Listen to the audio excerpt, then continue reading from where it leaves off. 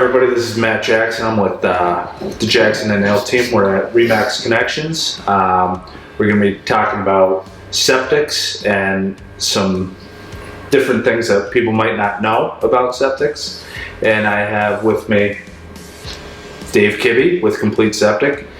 He does installs, pumping, and also Title V. And I have my father, we'll call him Neil Jackson for this interview. And he does Title V. He's been doing them since 96? 98. 98. So we're going to go over a couple questions. What we're going to start with is some common mistakes. Belchtown's a big septic Title V area. So some of the common mistakes that you see with Title V, Neil, you can go first, with septics and use. Yeah, biggest mistake is people wait till their house is sold to do a Title V, and then they panic when it doesn't pass. So I would really suggest doing it while you're in the process of listing it, and so have that done when the agent lists it, because that's going to be a problem. You know, you're talking about a $25,000 mistake if it fails and you've already sold your house. So at this point, a lot of times it's even more than $25,000 just with the cost of everything, and yeah, it's pretty crazy right now for materials. So it's a costly thing to repair, and it's easier to know early in the listing process whether it's something you have to deal with or not. So the Title V report's good for 2 years, so it doesn't hurt to get it done earlier in the process rather than wait till you have an offer. That way you know what you're up against. Well, I also know that you brought up water softeners and some things that can make it fail prematurely or lessen the life. Is there other things that might affect that? Yeah, I mean, you don't want to put any food waste, grease, food, any of that stuff is horrible for the leach field, so you want to keep that out of the plumbing. The water softeners, if they are discharging into the tank, can cause a lot of corrosion and can cause the tank itself to have some structural issues. So you want to make sure all your water softening stuff is flushing outside of the plumbing, just straight outside. But somebody in the well industry would probably be better to talk about that. Well, another thing people think when these companies install them, they say they're septic friendly water softeners, which that's true if you use the right salt. They have an additive that is not corrosive. It's the most expensive product, so when people walk into Home Depot or Lowe's or wherever to buy, they buy the cheapest, which is salt, and that will wreck your septic. And I explain to people that, and they'll argue, well, I'm going to leave it there, and I say, well, that's okay, because I probably get 3 or 4 fails a year, and I design septic, so leave it in there and call me when it fails. Now, another thing is people from Kibbe and Springfield and local metro areas move to town and they have no clue about septics, but there is a huge benefit to a septic as opposed to a sewer. Can you guys give me a couple of examples? Well, I guess one thing would be the cost. I mean, sewers, you get either a monthly bill or a quarterly bill, whereas septic, the cost that's the biggest is, pumping maintenance, which you should do every 2 to 3 years or so. And then, usually septic systems last anywhere 30, 40 years, so you have to plan. At some point, it's going to have to be replaced, so you also want to put money aside for the future. But as far as a monthly cost or anything like that, the cost is very low for a septic system compared to a sewer. Right. The other advantage is in the city, they're on sewer, and the reason they're on sewer mainly is because they're near a major river. So what they do is they clean the water to a BO lower than a BOD5, and then they can discharge it right into the rivers. On a septic system, you're discharging it back. If you have a well and a septic system, you're taking the water out of the ground, you're putting it back in the ground. So if you feel like you want to be green, to me it's the best. It's the best. You're actually cleaning the water that you're taking off your land, so everything's getting recycled right there, and so that's a perfect scenario. It's not ending up in the ocean. which is what happens in the city sewers. And also, like, the city infrastructure could be older, so they could be digging a lot of your stuff up too. Yeah. It doesn't eliminate the failure, because they could fail as well, like the piping and stuff like that. Right. Okay. Yeah, and they basically, they're trying to separate the stormwater and the sewer systems in the city, so, you know, they're allowed to put the equivalent of 33,000 bedrooms a year, straight sewage into the river. You know, a city like Springfield, so, and they're self-monitoring, so we know how that works. Yeah, so when you replace a septic, Dave can talk on this, it takes little time to actually install it, but there is a hiccup, and it usually takes 1.5 to 2 months once your septic fails. Can you explain a little bit of the process there? Well, yeah, some of the process before install would be in more of Neil's court, because he does the designs. So typically, once you find out that you have a failed septic system, it needs to go into a process of perk tests, plans. The town has to approve the plan. So just the logistics of scheduling perk tests and matching everybody's schedules, and then getting the plan drawn and submitted and approved, and then actually scheduling the excavator to do the work. It is quite the process. So it's something that's why, you know, back to doing the Title V before you list, it's just, you're putting yourself that much ahead of the game, you know, by doing stuff earlier, because it does take time to get everything done and approved.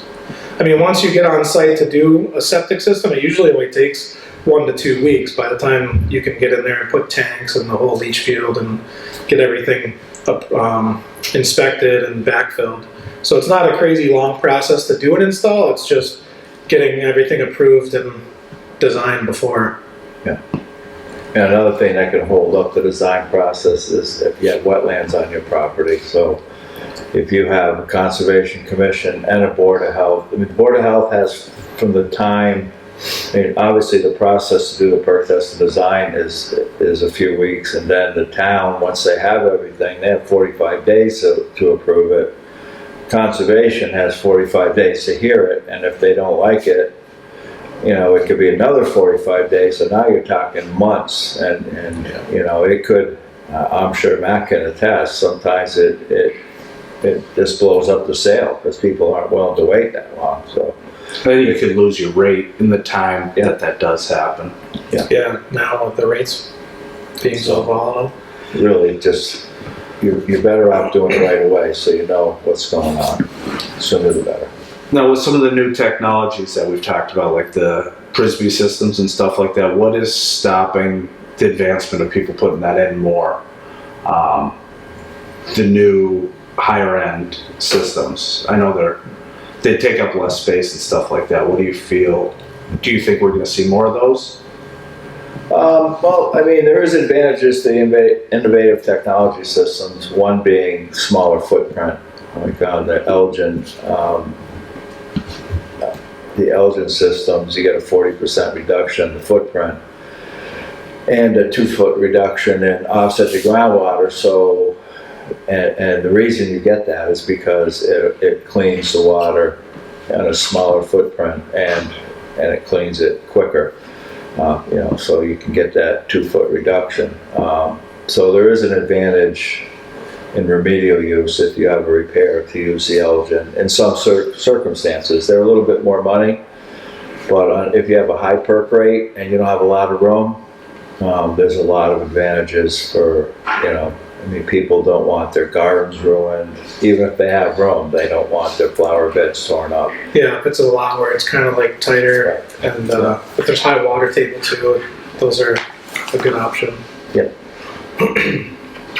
Now, in a town like Belchtown, there's many different variables to lots. I know you do perk tests, so can you just go over a couple things that might, everybody sees like a $35,000 lot and they think it's a great deal, but it's not always a great deal. So can you go over some of the differences with like materials and with septic systems? To me, the cost of, I mean, I've built houses for years too, so the cost of a building lot is the cost of the land plus develop the lot. So if you have a really high perk rate, you have high groundwater, I mean, and Dave can say, sometimes you're into that lot for an extra $80,000 in excavation. You know, whereas if you're paying $80,000 for a lot, it's all sand and gravel, you might be into that lot for $30,000 to $40,000. So at the end of the day, I think lots are typically priced depending on how developable they are. So if it's tough, you get it for less money, but you have to put a lot more money into it. I just had a guy that, you know,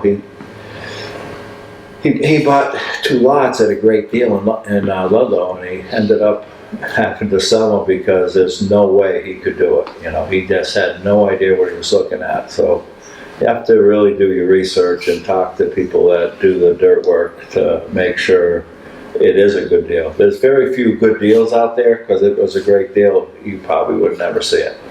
Somebody else would have bought it. So yeah, I mean, one of the biggest factors to see the value in a lot is the perk rate and the water table. I mean, because basically the septic design drives the whole lot development. So if you have a high water table, you have to raise the property up to get the offset the groundwater, and the perk rate determines the size of the leach field. So, I mean, just from a perk test, you can tell if a lot is worth what they're asking, or how much excavating is going to take to get that lot buildable. So, the perk test is a huge factor in what a lot is worth and where you can build in the lot, and all. There's a lot of different factors. Nice. Now, your degrees in civil engineering, what made you want to deal with, like, inspecting poop? I mean, you built houses and you did everything. Like, how does that work? yeah, I mean, for me, it's I mean, I like being outside. I don't want to work for corporate America. Most engineers, civil engineers, when they graduate are grabbed up by insurance companies because they're good with numbers. So if you can believe it, a large percentage of engineers go work for the insurance companies in this state. There's certainly a great opportunity if you want to work for yourself to do on-site septic design once you get out of college, because unfortunately at this point most engineers are dying. I mean, it's a job you can do forever. I mean, really, physically, it's something you can do. A gentleman just died in Wilbraham. I think he was a little over 90, and he passed away, and you're still working. And so, I mean, it is something you can do as long as you choose to do it. You're your own boss, and you're not working for a big corporation. And and the sky's the limit as far as income. Now, Dave, you do the pumping. What's some of the worst things that you've seen? Is there anything crazy stories with that? Actually, a couple weeks ago, I did one, and there was a Nerf gun in the tank. Don't know how that got in there. The actual gun, like, I don't know how it got in there, but yeah, I see stuff all the time. Matchbox cars, ping pong balls, all sorts of weird stuff. But yeah, the things kids do. Or adults. Or adults, I guess. I don't know. I feel like it's mostly kids. At least that's what the parents say. They blame the kids. Yeah. Now, how would they reach you guys? I mean, there's a lot of good realtors around.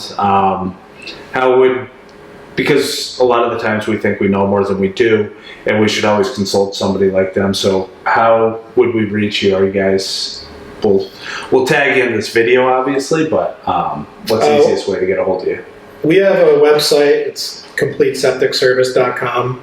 We're also on Facebook, and then obviously the phone number that's associated with those two places. But our website has a lot of good information, and there's a couple links to info that the state puts out too, as far as maintenance and care of leach fields. So there's also some good info there. So if you're looking for some extra information, so that's all on the website. And I'm 100% referral-based business. I don't advertise. My phone number is not in the phone book. I don't have a website. I give it out quite a bit. Yeah, well, and it's a referral business, so I get referred by happy customers. Hopefully they're all happy. I mean, most customers are pretty happy. Which is good nowadays. Which is good nowadays, and real estate agents refer me. I actually get referrals, quite a bit of referrals from the Board of Health because they enjoy working with me. They're not supposed to refer anybody, but they do. I mean, so I get referrals from people that put them in, so builders, and so most of my business is through other professionals. Yeah, and it is good because they are a local company. Both companies are local and they do give back. So, do you want to talk about something that you like to give back to, or you and Jay? Well, I guess this past year we built a basketball hoop for the junior class so they could raise some funds for their class up at the fair. I mean, there's not anything specific that we give to, but I mean, there's always something. You just that get we a ton of random donations back? Yeah, exactly. It happens. Yeah, I mean, I donate to Dana-Farber, and a lot of times I will help out people that don't have the means to fix their septic, and they're not necessarily moving, but they just don't have the money to fix it. So I will, you know, at least a couple times a year, pretty much work for free for somebody so they can actually get their septic fixed, you know, so. All right, and they are both doing their best to, you know, keep the population up in Belchertown because my father has a ton of kids. Dave has 2. I'm working on it. What your youngest is? What, 6 months. 6 months, yeah. So, and his wife's a teacher at the Belchertown school system. So they like to keep stuff local. And I always say try to help out your local businesses because it's better to keep the money in the community because it makes the community much better. So, thank you, and thanks for sitting down with us. All right, thank you.